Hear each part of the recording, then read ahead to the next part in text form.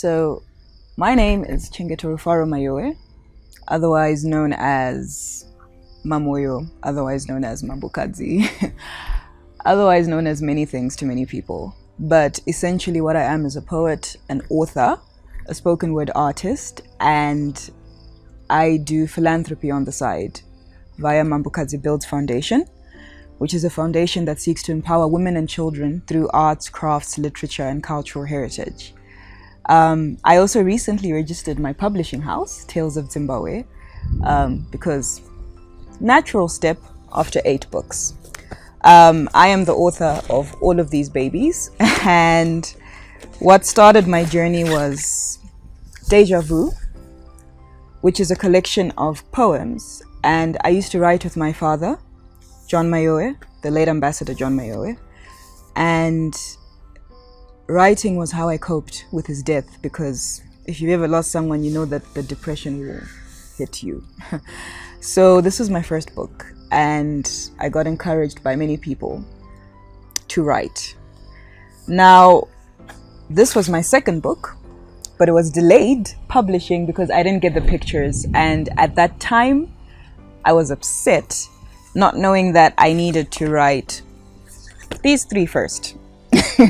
So I released Souls of Forgotten Queens, which is kind of about empowerment. And then I wrote my first fiction books, The Daughters of Fate, which begins with the Oracle's Tale, Seer's Vision, and Priestess's Voice. I've always been fascinated with culture and mythology, so these books were based off Zimbabwean customs, but mixed with the whole concept of the fates. Hear no evil, speak no evil, see no evil. This concept is very strongly weaved in these books. And this book has a Mamoyo. This book has Wanoera Soko, Gudo. And this book has Meta Saunyame, which was a totem I didn't know existed, which is the python, in case you didn't know. And it also has, one of the heroines is someone who's living with a disability. She's mute.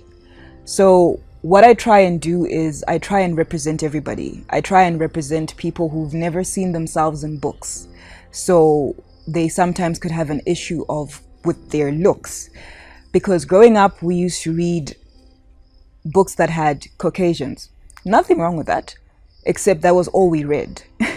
Now, we're not Caucasians, we're Africans, specifically Zimbabweans. So that's why I focus on writing books based on our mythology, customs, culture, and traditions. Because I want, Tafadzwa in Mavuku to see himself in my book and be like, oh, okay. And then also ask questions of, I didn't know that this was what was there way before my time. And for them to get curious.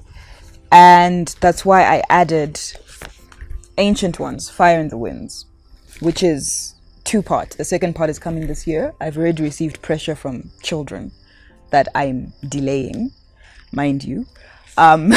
This one has a Shumba as one of the main characters. It also has a Moyo and it has a Gudo. And yeah, this one, with my writing, all of my writing, you'll find pieces of me in there. If you don't know me, you won't know it. But if you know me, then you'll be like, this sounds like her, and it will be me. It's how I heal. It's how I cope. It's how I deal with things. I turn my pain into stories. I turn my happiness into stories. I turn my confusion, my fear, my anxiety, my joy, I turn it into stories. I give it a place to live. It just so happens that it's immortalized. Then we have Ngano, When Spirits Talk. This is a dedication to my father. My father used to tell me Nganos when I was a child. And every weekend, without fail, I used to have history lessons on the liberation struggle, Zimbabwean history, and African history. See, I didn't grow up in Zimbabwe, and my father was scared that I was going to lose my culture. So that's why he was insistent. Even the food we ate, when we gave my father food, taipugama, it was the status quo. That's how I grew up.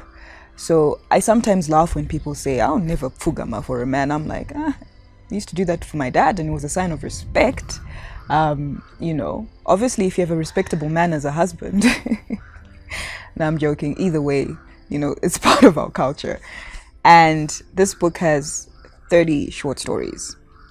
And from Benga to Chipinge to Harare to Chirezi, I try and cover, like I said, I try and be inclusive because representation matters a lot to me. And this book is suitable for all ages. This is the book I'm pushing to try and get into the national school syllabus because we have that subject about cultural heritage, and I incorporate cultural heritage. Yeah, it's about to rain, just in case you're wondering. But anyway, I incorporate cultural heritage into my books. So why certain places are sacred, why you don't get married in November, why they say you don't laugh at certain things in the forest, why you shouldn't hit your mother or your father, and you really shouldn't do that.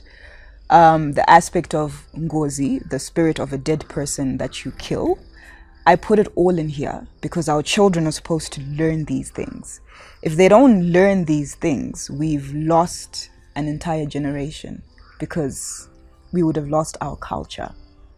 I was laughing at the movie The Woman King came out, and everyone was like, ooh, the first Amazons were with the Dahomey Amazons. That's actually incorrect. Archives and history shows that the first ever Amazons recorded in Africa came from the Monomotapa kingdom. One of the Monomotapas had a deadly female god. Those were the first Amazons, and yet, how many of us know this? This is why I write. Because that's something to be extremely proud of, especially if you're a woman who's been told you're supposed to be meek, you're supposed to be docile, you're supposed to be etc. Perhaps you descend from the bloodline of those female warriors that used to defend a whole king, an empire. So that's that pride I'm trying to instill in people. And the last book currently that I've written is About Love, which is a poetry book about love.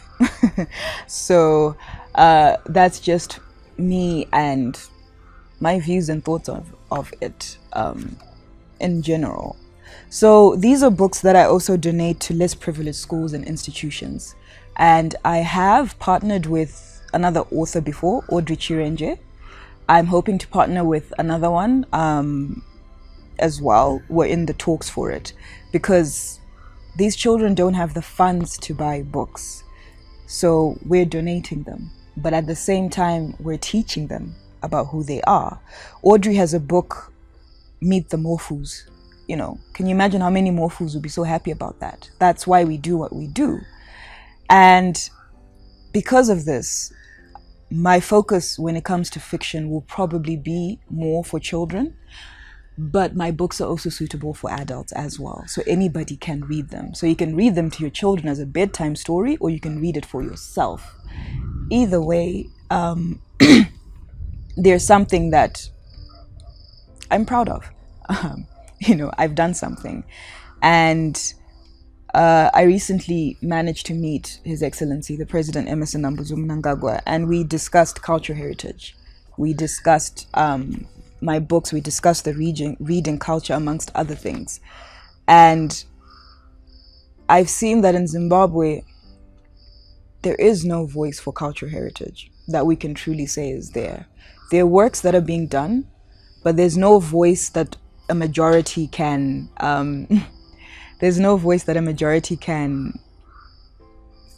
identify with, and the majority are the young people. So we will be working with, trying our best to have information go out. I won't say how, but we'll be trying our best to have information go out. And I will continue to be vocal about things. I will continue to be vocal about cultural heritage, about cultural pride, and do my part. And eventually I know that the backing and the funding will come to me, definitely. So, which is why I call myself the Cultural Heritage Ambassador. because I don't just want Zimbabweans to know about our culture. The world needs to know it. It's a beautiful culture. Everybody knows about the Chinese culture. Everyone knows about the Indian culture. They're not more special than us. So that's a mission of mine, and evidently the crows agree. But that's a mission of mine. So, and lastly, in terms of my publishing house, I want to tell the stories of Zimbabwe positively. I focus on positive. We already have too much negative. Our children need to read positive things that shape them, that make them grow up in a way that they're proud of where they come from, who they are, even if they leave, but that they always know that Zimbabwe is their home. I don't want them to focus on things that depress them. So I am open to submissions when it comes to Tales of Zimbabwe.